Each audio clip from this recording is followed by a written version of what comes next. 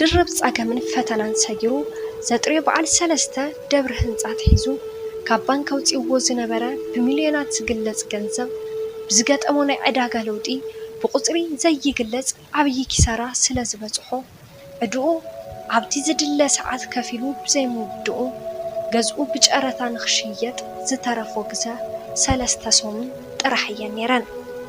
ወናን ናይቲ ገዛ ዝኾነ መንእሰይ ኣሮን ገዝኡ ካብ ኢዱ ንኸየምልጦ ብኸቢድ ወጥረን ሓቦን ተኸቢቡ ላዕልን ታሕትን ይብለሎ።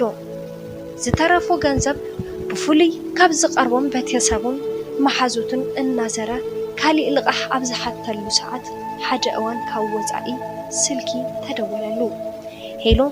ሄሎ መን ክብል ኣይተ ኣሮን ዲኻ ትሕት ዝበለ ናይ ጓል ኣንስተይቲ ድምፂ እዩ ነይሩ።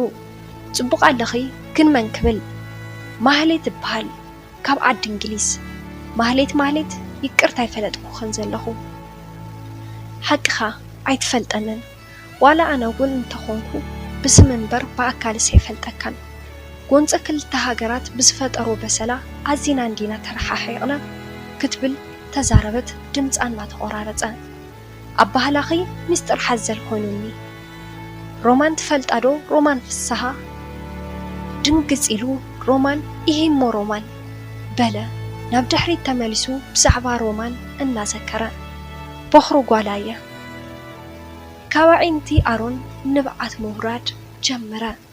ንሱ ይነብዕ ንሳ ትነብዕ ሮማን ሓፍታ ኣሮን እያ። ንሳ ናይ ገዛ ናይ መጀመርታ ቆልዓ እንትትከውን ንሱ ግና ናይ መወዳእታ ቆልዓ እዩ። ሮማን ብ1962 ዓመተ ምህረት ናብ ኣስመራ ምስ ኣተወት ብድሕሪ 20 ዓመት እዩ ነይሩ ኣሮን ዝተወለደ። ስለዝኾነ ብዕድመ ኣጸቢቓ እያ ተዓብዮ። ንሱ ወዲ 10 ዓመት እንዳሃለወ ሮማን 2 ደቂ ኣንስትዮን ሓደ ወዲ ተባዕታይን ምስ ወለደት ካብዚ ዓለም ብሞት ተፈለየት። ሞት ጓሎም ብወረያ ወረዝ ዝሰምዑ ስድራ ቤታ ብሰንኪ ኣብ መንጎ ኢትዮጵያን ኤርትራን ተፈጢሩ ዝነበረ ጎንፂ ኣብ ስነ ስርዓት ቀብሪ ጓሎም ተረኺቦም ዋይ ጓለይ እናበሉ ብዘይምንብኦም ሓዘኖም ድርብ ኮነ። ወለድ ሮማን ብሕሱም ጓሕን ሓዘንን ብኽሩ ጓሎም ብድሕሪኣ ብዙሕ ኣይጸንሑን። ከም ቃል ኪዳኖም ኣብ ዝተቀራረበ ግዜ ሞት ወሲድዎም። ስለዝኾነ እታ ሕዚ ስልኪ ደዊላትሉ ዘላ ማህሌት ጓል ናይታ ብስም እምበር በኣካል ዘይፈልጣ ኣባይ ሓፍቱ ሮማን እያ። ንብዓቱ ተቆጻጺሩ እሞ ድሓን ዲኺ ክብል እንተሓታ ነቲ ኣብ መንጎኦም ተፈጢሩ ዝነበረ ጽምዋ ሰበሮ።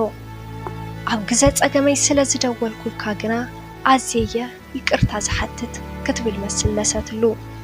እንታይ ዝተፈጠረ ጸገም ኣሎ ድዩ ድንግጽ ብማል በጃኻ ኣብ ሕማቐይ ዘለኹ ንእሽተን ሓፍተይ ብናይ ርእሲ ካንሰር ሕማም ኣብ ሆስፒታል እንግሊዝያ ደቂሳ ዘላ። ስለዚ ዝተወሰነ ናይ ገንዘብ ሕፅረት ኣጋጢሙኒ ስለ ዘሎ እንተኽኢልካ ብዛዕባ ሕሉፍ ዛንታና ካልእ ግዜ ክንዕልለሉ እሞ ሕዚ ግና ህይወት ሓፍተይን ህይወት ጓል ሓፍትኻን ካብ ሞት ንምትራፍ ዘኽእል $20,000 ደልየለኹ እንትትብል ብጣዕሚ ደንገጸ።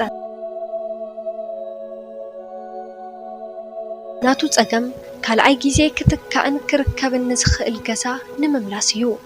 ናታ ጉያ ግና ዳግማይ ከተረኽባ ንዘይትኽእል ህይወት ንእሽተን ሓፍታ ካብ ኣፍ ሞት ንምትራፍ ስለ ዝነበረ ጸገሙ ተጻዊሩ ድሓናይ ትሕሰቢ ዝቐረበኪ ባንክ ቤት ጥራሕ ንገርኒ ድሓር ከዓ ኣብ እንግሊዝ ዝነብሩ ዝፈልጦም ናይ ቀረባ መሓዙተይ ደዊለ ጸገም ከተኻፊሎም ንኽሕግዙኺ ክገብር እየ ጥራሕ ብዙሕ ኣይትጨናነቕ ብምባል ሓበሬታ ለገሰላ። ንደቃይቕ እውን ከይጸንሐ ካብቲ ገዝኡን ምምላስ ኢሉ ካብ ሰባት ተለቂሕዎ ዝነበረ ገንዘብ ኣልዒሉ እንትልእኸላ በዓልቲ ገዝኡ ግና ካሊእ ጸገም ፈጠረት። ናታ ድሌታ ገዝኦም ንምምላስ ጥራሕ ስለ ዝነበረ ብዝሰርሖ ስራሕ ዝያዳ ተናዲዳ ህፁፅ ውሳነ ብምውሳን ናይ 80 ወረቐቶም ንኽቐዱ ሕቶ ቅረበትሉ።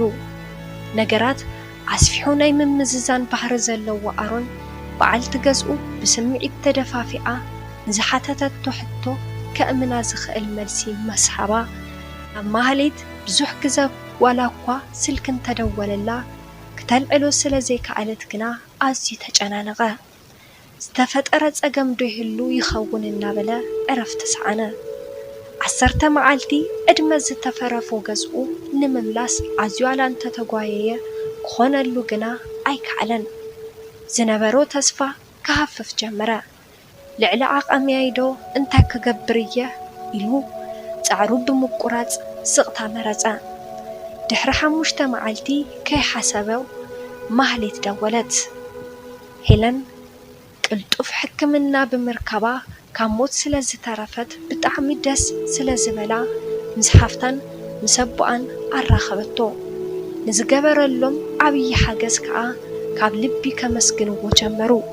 ሮዳስ ኣብ ዓዲ እንግሊዝ ኣብ ዝርከብ ዩኒቨርሲቲ ኦክስፎርድ ናይ PhD ትምህርታ እናተኸታተለት እያ ትርከብ። እታ ካብ ሞት ዝተረፈት ሄላን ከዓ ኣብ ከተማ ኣስመራ ናይ ምህንድስና ማይ በዓልቲ ሞያ እንትትከውን እቲ ተባዕታይ ወዲ ግና ብሂወት የለን። ወላዲአን ኣይተ ተስፋዝጊ ኣብ ኣስመራ ዝነብሩ ፍሉይ ነጋዳይ እንትኾኑ እቲ ዝገርም ንሶም እውን ኣብ ዛላምበሳ ዓዲ ግራት ዝነብሩ ክልተ ኣሕዋት ከዓ ኣለውዎም። ምስ ቤተሰባ ሌላ ምፍጣር ዘለዓለ ድሌት ዘለዋ ማህሌት ኣብ ዓዲ እንግሊዝ ንዝነበሩ ደቂ ውቕሮ ድሃይ ኣብ ውቕሮ ዝነበራ ዓባያ ብምሕታትያ ናይ ዳዊት ስልኪ ክትረክብ ዝኸኣለት። ኣብ ልዕሊ ኣሮን ዝለዓለ ኣመላኻኽታ ዝነበራ ማህሌት በፂሕዎ ዘሎ ወድዓዊ ናይ ገዛ ፀገም ኣብ ዓዲ እንግሊዝ ካብ ዝነብሩ ናይ ቀረባ መሓዙቱ ምስ ሰምዐት ምስ ሓደ ዓብዪ ናይ ምርምር ድርጅት ብምዃን ሰሪሓቶ ናይ ዝነበረት ፕሮጀክት ክፍሊት ናብ ኢዳ ስለ ዝበፅሓ $75,000 ለኣኸትሉ።